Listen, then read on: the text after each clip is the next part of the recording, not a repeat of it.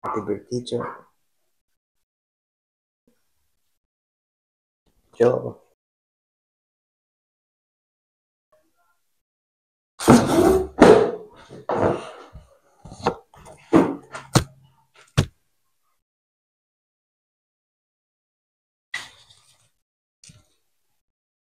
Dami nating cake, George, ah. Dami mo pang regalo, oh.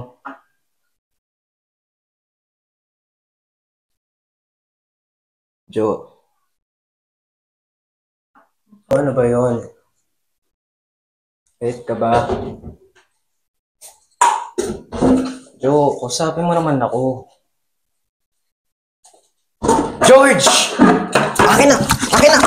Akin na yan! Joe, ano ba yun? Ha? Ano bang problema? Sabihin mo sa akin. Joe, ano? Kung galit ka, sabihin mo sa akin. Ano bang gusto mo, Joe? Magmumukha naman ako bang dito eh. Kung galit ka, parahin mo ako. Gusto mo saktan mo lang ako. Ayun, oh. Joe, ano? Ano, ayaw mo na ba? Pagod ka na ba? Joe, ano? Ayaw mo na? Pagod ka na? Ayaw mo na? Oo nga! Pagod na pagod na pagod na pagod na ako! Pagod na ako maglinis ng mga kalat mo! Pagod na ako mag-aaral! Pagod na ako magtrabaho! Pagod na akong isipin kung paano mo nakakain panoorin lang ako magkanta kuba! Makakuha lang ng pambayad sa leche at kuryente at tubig na yan! Habang ikaw patuloy lang sa lintik na passion na yan! Puro passion! Hindi tayo mapapakain ng passion na yan!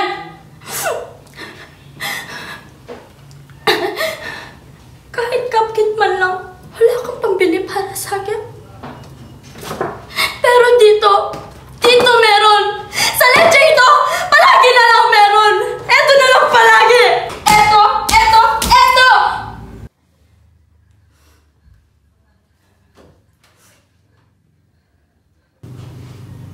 Ganun na ba talaga nararamdaman mo, George?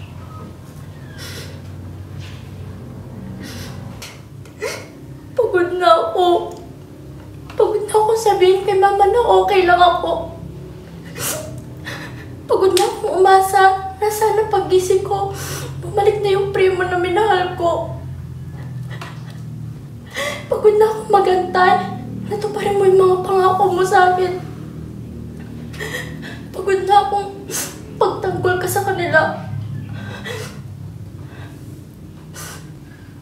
Ano, George? Baka na bang tiwala sa akin? Hindi ka na naniniwala. Naniwala ako. At yun yung pagkakamali ko. Pagod na akong magmukhang tanga.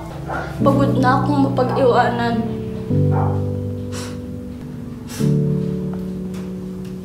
Hindi na kita bababa, George. Pagod na akong bitbitin ka. Hindi mo na kaya. Pakiramdam ko, sinasayang ko na yung buhay ko sa relasyon ito. Will your life be better without me, George? Do you want me to live? Just live, please.